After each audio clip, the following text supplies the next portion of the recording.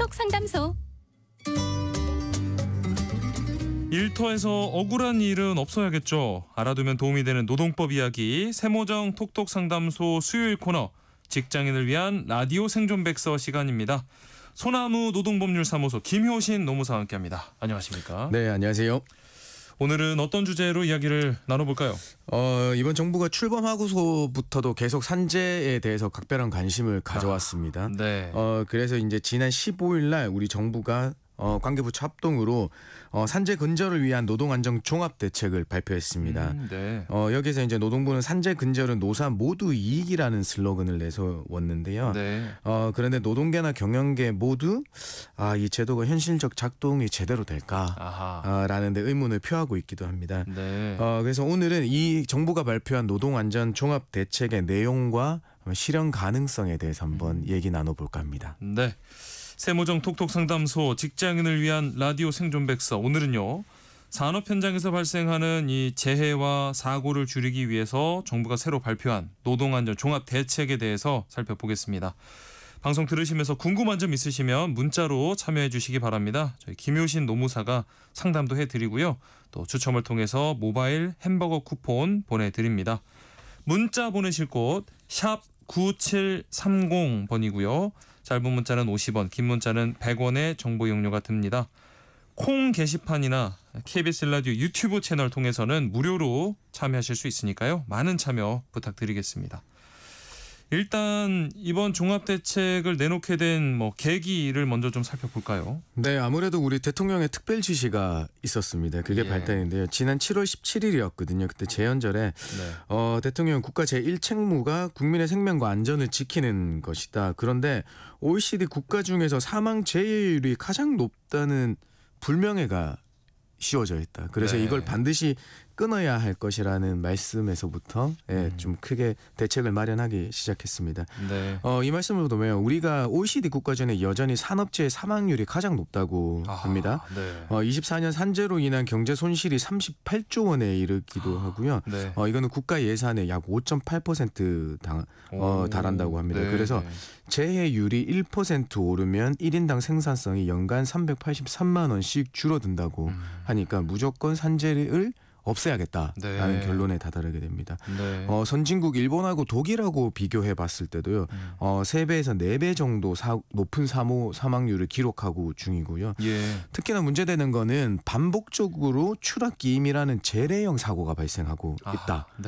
그래서 이제 이런 사고 때문에 산재공화국이라는 오명을 여전히 벗지 못하고 있으니까 이거 이번에 끊어내야 되겠다라는 데서 출발했습니다. 참 이 산업재해 사망률이 OECD 국가 중에서도 가장 높은 수준이다라고 하셨는데 현재 산업재해 발생 현황 어느 정도일까요? 사실 줄고는 있어요. 근데 정말 미미하게 줄고 있습니다. 그래서 여전히 심각한 상태인데요. 22년도에 644명이었던 사고 사망자는 24년에 589명으로 줄긴 했습니다. 감소폭이 그다지 크진 않죠. 근데 50인 미만 소규모 사업장으로 들어가 보면요. 전체 사망자의 60%가 50인 미만에서 발생하게 됩니다. 그런데 아까 말씀드렸다시피 역시나 거기서는 추락, 끼임, 부딪힘 같은 후진적 사고가 대부분을 차지하고 있다는 겁니다. 근데 더 문제점은 뭐냐면 원천 노동자가 아니고 하청 노동자가 전체 사고 사망자의 281명, 48% 정도인 절반 가까이 차지하고 있습니다. 더더군다나 50인 미만으로 더 내려가면요. 하청 노동자의 사망자 수가 72%까지 치솟게 됩니다. 취약계층이라고 할 수 있는 특수 형태의 종사자분들, 그다음에 외국인 노동자 사망도 계속 늘고 있고요. 특히나 60세 이상 고령 사망자는 전체의 42%를 차지하고 있습니다.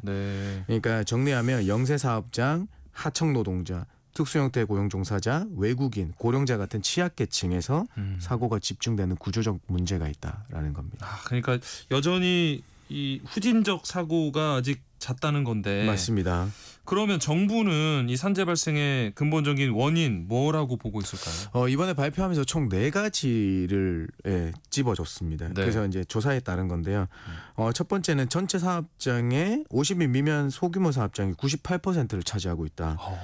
그런데 여기에 있는 소규모 사업장은 인력과 예산이 부족해서 노후 설비나 위험한 작업 방식이 그대로 답습하고 있더라. 그래서 방치된 채로 지내다 보니까 사고가 더 심해진다는 거죠. 특히나 우리가 소규모 사업장에서 정부가 어떤 안전장비 지원의 그 제도를 가지고 있는데요. 네. 안전을 위한 지원 신청에도 부담이 되더라. 왜냐하면 50인 미만 사업장은 별도의 담당자가 없다는 겁니다. 네. 그래서 신청이 안 이루어지는 거고요. 이 감독으로 넘어가니까 이 감독 건수는 1,000명 정도 되는데 관리 대상 사업장은 200만 개 정도 돼서 촘촘한 감독이 거의 불가능한 상황이라고 합니다. 네.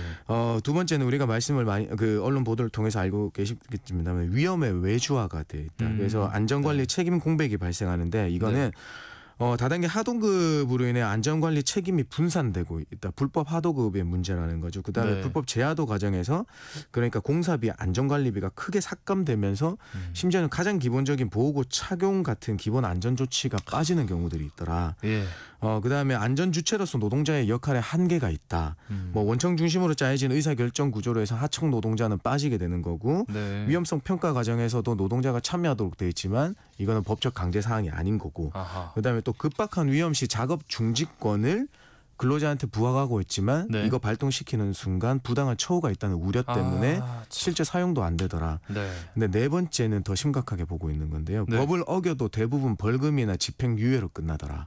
그래서 경제적 불이익이 적다 보니 사업주가 비용 절감이나 공기 단축에만 관심이 있는 거지 안전 투자에는 여전히 소극적인 태도를 보이고 있었다라는 겁니다. 안전보다도 이제 돈을 택하는 경우가 돼서 너무 안타까운데 이번 종합대책에서 그러면 좀 주목할 만한 특징은 어떤 게 있습니까? 이제 우리가 이제 소규모 사업장에서 아까 추락 기인 방지 후진적 사고가 발생했다고 말씀드렸습니다. 그래서 여기에 대한 소규모 사업장에 대한 지원을 대폭 늘려서 스마트 안전장비 보급을 확대하고요. 지원 비율을 최대 90%까지 올립니다.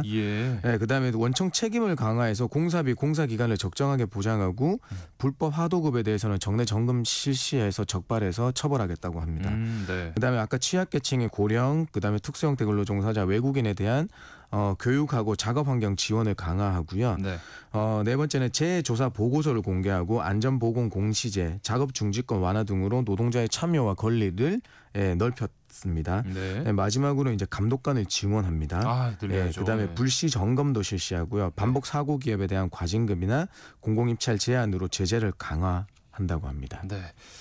자, 총 4가지 주요 특징을 말씀해 주셨는데 조금 이야기 쉽게 이 핵심 내용 한번 요약을 해 주실까요? 맞습니다. 여기 사망사고재해는 중대재해이지 않습니까? 이 중대재해를 줄이기 위해서는 근본적 원인 해결이 필요한 겁니다. 그래서 첫 번째는 고위험 현장 중심의 산재 예방의 모든 자원의 역량을 투입하겠다, 집중하겠답니다. 그다음에 근본적 해결을 위해서 노동자는 보호의 객체에서 예방의 주체로 전환해서 활동하게 하겠다. 마지막으로는 중대재해 반복 발생 기업은 확실히 책임을 부과하겠다는 것이어서요. 개선하지 않으면 버틸 수 없는 구조로 전환하겠다는 겁니다. 그리고 언론에서는 이 경제적 제재 강화가 핵심이라고 전하거든요. 구체적으로 어떤 내용이 담겨 있습니까? 사실 제가 봤을 때도 이게 가장 핵심인 것 같아요. 연간 3명 이상 사망사고가 발생하면요. 영업이익의 최대 5%, 최소 30억 원의 과징금을 부과하겠다고 합니다. 여기에서 거치지 않고요. 사망자 수에 따라서 건설사 영업정지 기간도 늘어납니다. 영업정지 기간도 늘어나고요. 또 같은 사고가 반복되면 건설업 등록 말소까지 가능하도록 바꾸고 이것 건설업 외 업종으로도 제재를 확대 강화하겠다고 했습니다. 특히 이제 공공 입찰에서 먼저 이제 실시되는데요. 이 공공 입찰에서는 사고 기업은 최대 3년간 입찰을 제한하고요. 낙찰자 선정 시에 중대재해 위반 항목을 신설에 감점하고 금융권 대출 심사와 한도를 엄격하게 규정하게 됩니다. 그다음에 프로젝트 파이낸싱이라고 하는데요. 이 PF 대출과 분양 보정 심사에서 감점이나 보험 보증료 가산이 적용되고요. 다른 보험에서도 보험료 할증이 되겠습니다. 상장사는 중대재해 발생 시 공시 의무가 생기고 ESG 평가에 반영돼서 투자 제한으로 이루어질 수 있다는 겁니다. 어떤 비용을 아끼는 과정에서 이런 생명이 연관된 사고가 나고 있으니까 돈으로 징벌을 하겠다. 맞습니다. 이제 더 이상 사망 사고는 더 이상 늘어나면 안 된다는 거에 초점이 맞춰 있는 거죠. 여기 덧붙여서 금융위원회에서 중대재해 관련 금융 리스크 리스크 관리 세부 방안을 발표를 했습니다. 네. 이 노동안전 종합대책의 금융 분야 후속 조치 성격이라는데 어떤 내용인가요? 15일 날 종합대책 발표하고 나서 이틀 만에 발표됐어요. 네. 중대재해낸기업은 금융보험에서 큰 불이익을 주겠다는 거거든요. 이게 예. 그래서 아까 조금 전에 말씀드린 거를 이제 어떻게 이 현장에서 실현시킬까는 구체적 방안이거든요. 네. 그거 보면 우선은 중대재해 이력이 직접 반영돼서 신용 등급에 영향을 줘서 낮아지게 됩니다. 그래서 네. 대출 한도 감액이나 심지어 대출 중단 조항까지 약정에 포함시키겠답니다. 예. 투자받기도 어려워집니다. 연기금이나 기간 투자가도 투자 결정 시에 이 기업의 중대재해 여부를 고려해서 판단하라고 개정되고요. 네. 배상 책임보험이나 건설공사보험, 공사이행보정료 보험이 있는데요. 최대 15%까지 할증시킵니다. 그다음에 기업 평가 점수를 최대 10점까지 감점해서 프로젝트 파이낸싱을 심사하겠다고 하고요. 네. 보정보험료도 요율도 추가 가산합니다. 근데 이렇게 처벌만 하지 않고요. 만약에 안전설비에 투자하거나 안전우수 인증을 받은 기업에는 오히려 반대로 대출 금리나 한도 보증료를 우대받는 인센티브 제공하겠다고 하니까 자발적 예방 투자도 유도하는 정책도 있습니다. 상벌 양쪽에서 맞습니다. 네. 이 소규모 사업장 안전 확보에 또 집중 지원 있다고 하셨습니다. 네. 구체로 어떤 게 추진되나요? 정부는 이제 10인 미만 사업장 또는 50억 미만 건설 현장에서 이제 집중 지원되는데요. 아까 말씀드렸듯이 지원 품목 늘리고 최대 지원율을 90%까지 올립니다. 네. 근데 예전에는 이제 사업장에 필요한 물품을 지정하지 않고 지원 물품들이 있었는데 이제는 직접 그 사업장에 필요한 물품을 자율적으로 선택해서 신청해서 지원하는 겁니다. 이 담당자가 없다 보니까 신청에 미온적이다라는 걸 반영돼서 그 서류 절차도 간소화해서 더 빨리 지원할 수 있게 만들었습니다. 그다음에 스마트 안전 장비 보급하고요. 특히나 영세 사업장에서는 무상 컨설팅을 확대해서 현장의 안전 설비를 갖출 수 있도록 돕는다고 합니다. 네. 그리고 지자체와 민간이 참여하는 예방 감독 강화 방안 이거 어떻게 운영됩니까? 산업안전감독관을 대폭 증원하겠다고 합니다. 그래서 이 증원과 연계해서 감독 사업장을 28년까지 부족하다고 말씀하셨지만 7만 개까지 늘리겠다. 이건 대폭 확대하는 거라서 사각지대 해소하겠다고 먼저 했습니다. 그다음에 신속하게 대응하는 게 이제 제일 중요한 거잖아요. 그래서 불시에 순찰 점검하고요. 안전 일터 신고센터 연계해서 즉시 확인하고 개선 지도체계 갖추겠다는 겁니다. 특히나 이번에는 지자체하고 연계해서 감독하겠다는 건데요. 지자체에는 30인 미만 사업장의 점검 권한을 위임해주겠다. 그래서 3만 개소를 점검하게 하고 지역별 특가 예방 사업을 통해서 지붕공사나 벌목공사, 벌목 작업 등의 지역 다발 사고에 집중하도록 한다고 합니다. 그래서 지자체가 이제 감독 역량이 없을 수도 있으니까 이 역량과 경험이 있는 그 퇴직자와 노사단체 인원 1,000명을 안전 지킴이로 위촉 또는 고용한다고 해요. 거기에서 영세 사업장 또 18만 개소에 집중 투입해서 예방 조치하겠다고 합니다. 앞서도 언급드렸지만 건설 현장에서 이 불법 하도급 이 문제들이 굉장히 많잖아요. 정부가 여기에는 어떤 대책을 내놨을까요? 이것도 마찬가지입니다. 여기는 점검하고 처벌하겠다라는 거거든요. 그래서 이제 국토부하고 노동부가 합동으로 불법 하도급 단속을 정례화하겠다고 했습니다. 그래서 정례화해서 적발되면 벌점 부과하고 형사처벌 강화하겠다고 합니다. 인명사고 나면 건설업 등록 말소 기간이 현재 5년 내 3회 이상이라고 하면 이제 등록 말소 기준이 되는데요. 현재 5년 내에 3회 이상이면. 근데 이걸 더 엄격하게 한번 고쳐보겠다고 일단은 나온 상태입니다. 그래서 원청, 하청 모두 책임을 확대해서 위반 시 행정 처분하고 덧붙여서 벌칙도 강화하고요. 더더군다나 이제 공공기관 하도급 실태를 전수조사해서 이 수급인 선정할 때 최근 3년간 산재 발생 현황과 안전조치 이행 여부를 반드시 확인해서 적격 업체만 계약할 수 있도록 하겠다고 합니다. 이렇게 다양한 처벌 방식들, 대책들을 내놓고 있는데 새롭게 도입되는 신고 포상제 이거는 어떤 경우에 활용할 수 있을까요? 우리 실제로 그 현장에서 일하시는 노동자뿐만 아니라 우리 국민들도 참여할 수 있습니다. 그래서 누구나 현장의 위험을 보고 바로 신고할 수 있도록 안전 일터 신고센터를 개설했는데요. 일단은 신고 접수되면 즉시 현장의 점검을 통해서 위험 요인 개선하고 다른 그 조치를 바로 지도한다고 합니다.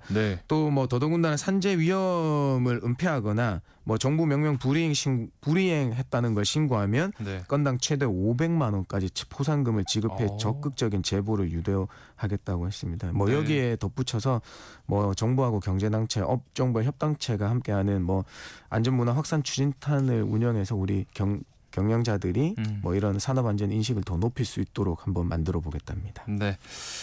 이번 종합 대책을 두고 이게 현실화 가능하겠느냐라는 이야기가 나온다고 아까 말씀을 해주셨는데 노동계, 경영계 어떻게 이번 대책 평가하고 있을까요?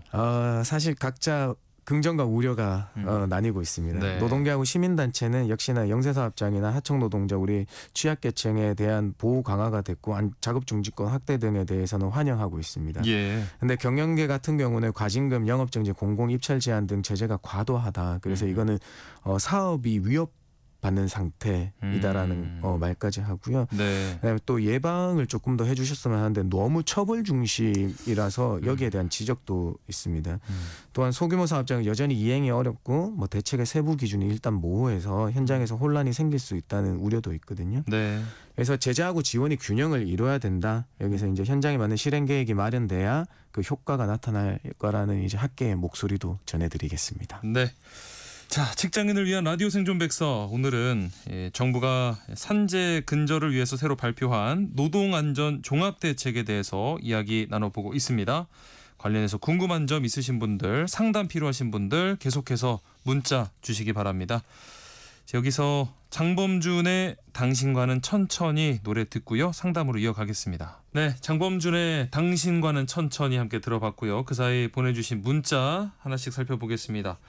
2893님, 농촌의 일손 부족으로 외국인 노동자들이 많습니다. 외국인 노동자도 산재 처리 받을 수 있나요? 궁금합니다. 하셨어요. 네, 맞습니다. 우리나라의 법은 속지주의거든요. 우리나라에 있는 모든 분들은 적용받을 수 있습니다. 특히나 이 외국인 노동자들은 합법적인 비자, 일할 수 있는 비자를 가지고 들어오시기 때문에 물론 불법 체류자를 고용하셨다고 하더라도 일하다 근로자로서 다치면 다 보상이 됩니다.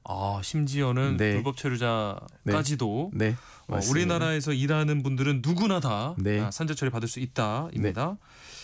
2282님, 저는 안전관리자로 있습니다.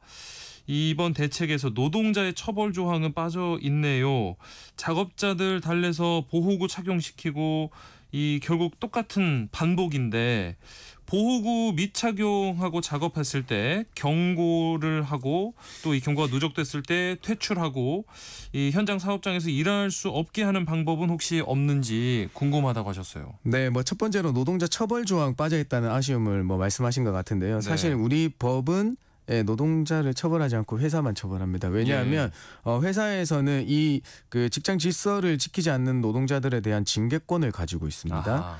그러니까 이제 뭐 반복적인 이 행동을 계속 보호구 착용하고 하신다고 하는데 이 보호구를 제대로 착용하지 않는 분들의 뭐 경고나 뭐 누적 시 이런 퇴출도 좋지만은 역시나 이게 더 하면 이 징계권을 발휘해서 그 조치하시는 방법이 되겠습니다. 그래서 현장 사업장에서 일할 수 없게 하는 방법이 있죠. 고용을 안 하시면 되겠죠. 징계권을 발휘해서 일을 못 하시게 하고요. 네, 그렇게 이제 인사권을 활용해 주시면 될 것 같아요. 아무래도 이제 중간에 있는 안전관리자로서는 조금 어떤 고충이 있으신 것 같은데. 무수한 사람들이 왔다 갔다 하는 와중에서 그 한 명, 두 명 어떻게 내가 다 하냐 이런 그 심정도 이해되시거든요. 그런데 관리해 주셔야 돼. 관리해 주셔야지 나중에 중대재해 예방에서도 의무를 다하신 게 될 수 있거든요. 그 고려 요소가 됩니다. 네. 자, 2450님. 회사에서 일하다 다쳤는데 지금 퇴사한 상태거든요. 산재 처리 되나요? 예, 됩니다. 왜냐하면 여기는 이제 기본적으로 산재 발생일로부터 시효는 3년입니다. 그래서 3년 내로 신청하시면 돼요. 퇴사 여부가 중요하지 않죠. 그렇기 때문에 만약에 이 퇴사하신 상태에서 산재 발생일로부터 3년 내라고 하시면 신청해서 그 산재 처리 받으시면 돼요. 그런데 이게 늦어질수록 어떤 그 다친 거에 대한 증빙력 그게 약해질 수 있죠. 그래서 빨리 하시는 게 좋겠습니다. 3년 이내긴 한데 최대한 빨리 하는 게 당연히 빨리 하셔야죠. 유리하다. 맞습니다. 자, 이분들 가운데 2282님께 모바일 햄버거 쿠폰 바로 보내드리고요. 또 추첨을 통해서 쿠폰 더 보내드리겠습니다. 방송 끝나고 세모정 홈페이지 들어오셔서 당첨자 확인 부탁드리겠습니다. 직장인을 위한 라디오 생존백서 오늘 여기까지 하겠습니다. 소나무 노동법률사무소 김효신 노무사와 함께했습니다. 고맙습니다. 감사합니다.